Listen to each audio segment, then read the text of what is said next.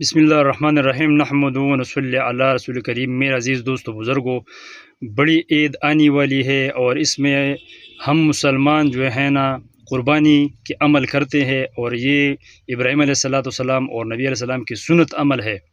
تو ہم اور آپ کو محمد صلی اللہ علیہ وسلم کی قربانی کا پتہ ہونا چاہیے کہ حضور صلی اللہ علیہ وسلم کس طرح قربانی کرتے تھے۔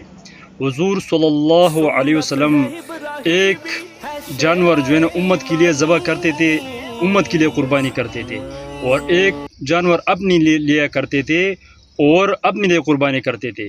تو حضور صلی اللہ علیہ وسلم اگر اونٹ لیتے تو سب سے بہترین اونٹوں میں سے بہترین اونٹ لے لیتے۔ اگر کوئی جو ہے نا اور جو ہے نا نبی علیہ السلام بکرا وغیرہ لے لیتے تو وہ سب سے افضل ہوتے تھے۔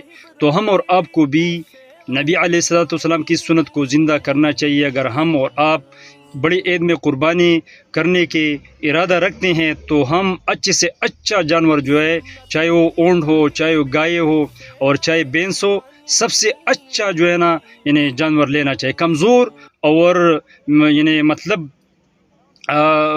عیب والا جو ہے نا ہم جانور لینے کی کوشش نہ کریں۔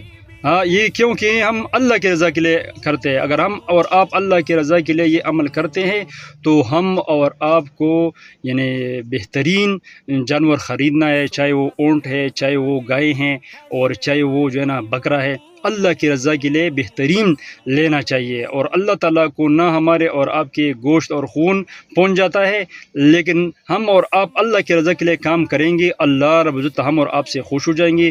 دنیا اور آخرت میں اللہ تعالیٰ ہم اور آپ کو چین سکون عطا فرمائے گا۔ تو سب مسلمانوں سے درخواست ہے، اگر ویڈیو پسند آئی ہو تو لائک کرے، کمنٹ کرے، اور آگے اللہ کی رضا۔ سب دوستوں سے درخواست ہے کہ چینل سبسکرائب کرے اور لائک کرے، اور ویڈیو کو آگے اللہ کی رضا کے لیے شیئر کرے۔ جزاکم اللہ۔